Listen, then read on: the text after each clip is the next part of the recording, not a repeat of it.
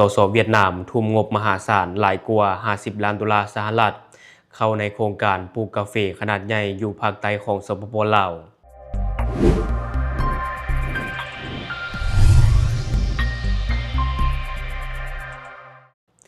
สบายดีท่านผู้ชมยินดีต้อนรับเข้าสู่รายการช็อกเดอะนิวและข่าวที่ข้าพเจ้าอยากจะนำเสนอในมื้อนี้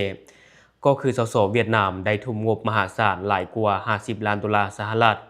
เข้าในโครงการปลูกกาแฟขนาดใหญ่อยู่ภาคใต้ของสปป.ลาวอิงตามการรายงานข่าวของแฟนเพจ The Round Tien Tham ให้รู้ว่าการลงทุนใหม่ของสสเวียดนามอยู่ภาคใต้ของสปป.ลาวจะสร้างให้มีโครงการปลูกและปรุงแต่งกาแฟขนาดใหญ่อยู่แขวงจำปาสักซึ่งเป็นการขยายตัวเติมอีกของการลงทุนจากต่างประเทศในแขนงกสิกรรมอยู่ภูเพียงบริเวณโครงการนี้มีมูลค่าการลงทุน50ล้านดอลลาร์สหรัฐได้มีการตกลงเห็นดีร่วมกันในวันที่10พฤษภาคม2026ที่ผ่านมาโดยจะกวมเอาเนื้อที่ 5,000 เฮกตาร์ในเขตการผลิตกาแฟที่สำคัญของสปป.ลาวซึ่งเป็นเขตที่มีชื่อเสียงทางด้านภูเขาไฟที่อุดมสมบูรณ์และมีสภาพอากาศที่เอื้ออำนวยแก่การผลิตกาแฟบริษัทหวางแองยาหลายซึ่งเป็นบริษัทธุรกิจกสิกรรมของสสเวียดนามได้ลงนามข้อตกลงร่วมกับอำนาจการปกครองแขวงจำปาสักในระหว่างกองประชุมพบปะด้านการลงทุนที่จัดขึ้นอยู่เมืองปักเสแขวงจำปาสักโครงการดังกล่าวจะสุ่มใส่การพัฒนาสวนปลูกกาแฟที่มีคุณภาพควบคู่ไปกับการสร้างโรงงานปรุงแต่งเพื่อในใส่การผลิตเม็ดกาแฟเกรดส่งออกสู่ตลาดสากลทางบริษัทกล่าวว่าการลงทุนในครั้งนี้จะมีการนำเอาเทคนิคการเฮ็ดกสิกรรมที่ทันสมัยเข้ามานำใส่และขยายการปรุงแต่งเพื่อสร้างมูลค่าเพิ่มให้กับแขนงการกาแฟสปป.ลาวซึ่งยังคงเป็นหนึ่งในอุตสาหกรรมส่งออกกสิกรรมชั้นนำของประเทศ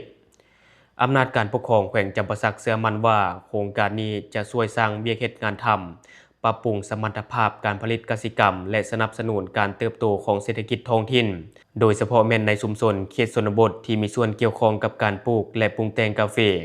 ในโอกาสกล่าวความเห็นในงานเทศกาลกาแฟปี 2026 ที่นครหลวงเวียงจันทน์เจ้าหน้าที่กระทรวงอุตสาหกรรมและการค้าได้เปิดเผยว่ากาแฟสามารถสร้างรายรับแก่สปป.ลาวได้หลายกว่า200ล้านดอลลาร์สหรัฐต่อปีและสามารถเลี้ยงชีพครอบครัวชาวกสิกรได้ประมาณ 25,000 ครัวเรือนทั่วประเทศในขณะที่ภูเพียงบริเวณยังคงเป็นเขตผลิตกาแฟต้นโตของประเทศ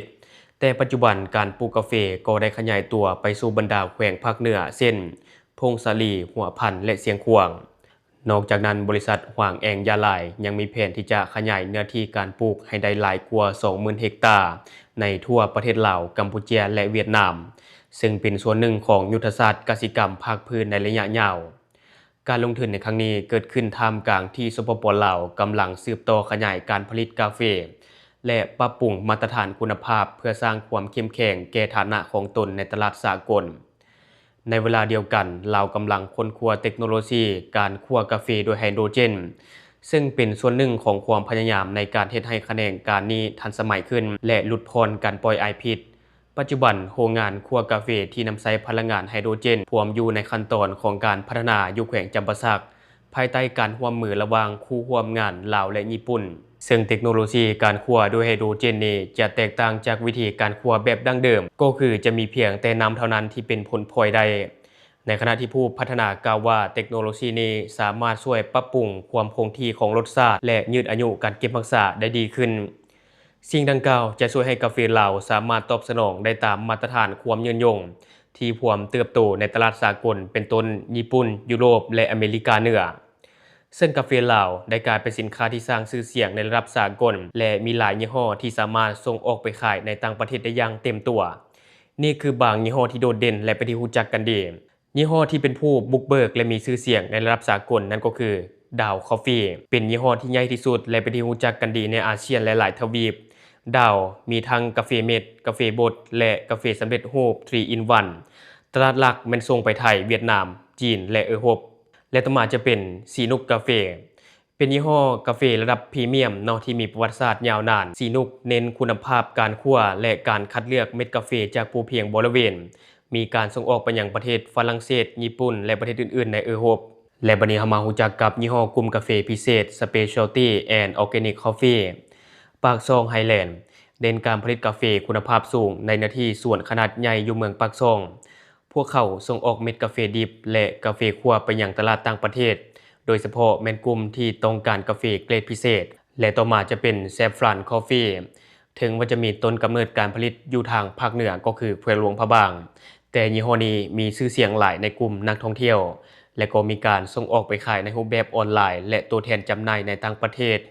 ในเรื่องการช่วยเหลือชาวเกษตรกรในท้องถิ่นและต่อมาจะเป็นบริเวณฟาร์มเน้นกาแฟออร์แกนิกและการผลิตแบบยืนยงเป็นที่นิยมในตลาดญี่ปุ่นและประเทศที่ให้ความสำคัญกับสิ่งแวดล้อมและบัดนี้เรามารู้จักกับกลุ่มสหกรณ์และวิสาหกิจชุมชน PCP แม่นสหกรณ์ผู้ผลิตกาแฟผู้เพียงบริเวณนี้แม่นกลุ่มใหญ่ที่ส่งออกเม็ดกาแฟดิบที่ได้มาตรฐาน Flathead and Organic ไปยังตลาดเออโรปและอเมริกาโดยกงและบัดนี้เรามาเบิ่งยี่ห้อที่กำลังมาแห่งในตอนนี้นั่นก็คือ Numbank Coffee เป็นกาแฟจากแขวงอุดมไสที่เริ่มได้รับความสนใจในตลาดต่างประเทศย้อนรสชาติที่เป็นเอกลักษณ์ของกาแฟภาคเหนือต่อมาจะเป็นเมืองเสียงคอฟฟี่กาแฟจากแขวงเชียงขวางมีจุดเด่นเรื่องการปลูกในระดับความสูงและอากาศหนาวจัดเริ่มมีการส่งออกไปตลาดใกล้เคียงและออกบางงานแสดงระดับสากลเรื่อยๆแต่จุดที่น่าสนใจส่วนใหญ่การส่งออกกาแฟของลาวจะมี2รูปแบบคือ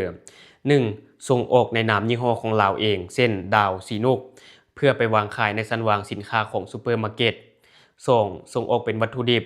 เพื่อให้โรงคั่วกาแฟใหญ่ๆในต่างประเทศเช่น Starbucks หรือในญี่ปุ่นเนาะนำไปคั่วแล้วก็ผสมเองซึ่งรูปแบบนี้กวมเอาปริมาณในการส่งออกสูงหลายท่านผู้ชมซึ่งการผลิตกาแฟอยู่ในสปป.ลาวบ่เพียงแต่มีโอกาสขายในตลาดสากลเท่านั้นแต่ปัจจุบันกาแฟลาวยังกลายเป็นดาวเด่น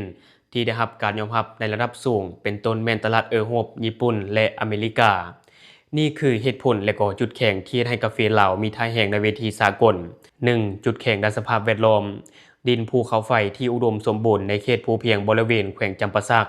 เป็นเขตดินภูไฟเก่ามีแร่ธาตุสูงและอุดมสมบูรณ์หลายซึ่งเป็นปัจจัยสำคัญที่ให้กาแฟมีรสชาติที่เป็นเอกลักษณ์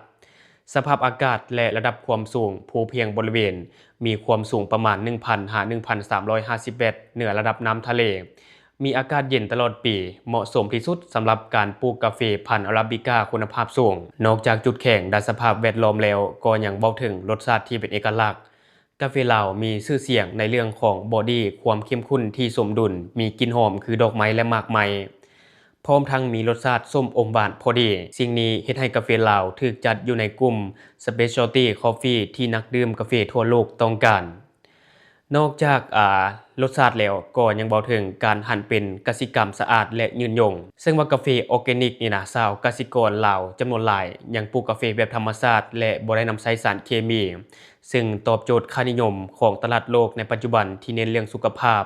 นอกจากนั้นก็ยังได้เว้าถึงเทคโนโลยีใหม่ดังที่มีการกล่าวถึงการนำใช้ไฮโดรเจนในการคั่วสิ่งนี้จะช่วยยกระดับมาตรฐานการผลิตให้เป็นมิตรกับสิ่งแวดล้อมซึ่งเป็นเงื่อนไขสำคัญในการส่งออกไปประเทศที่เข้มงวดเรื่องสิ่งแวดล้อมอย่างเช่นสหภาพเออโรปนอกจากนั้นแล้วเฮามาเว้าถึงโอกาสในตลาดโลกเบิ่งท่านผู้ชมซึ่งความต้องการกาแฟพิเศษที่เพิ่มขึ้นกลุ่มผู้บริโภครุ่นใหม่ในโลกนี่นะ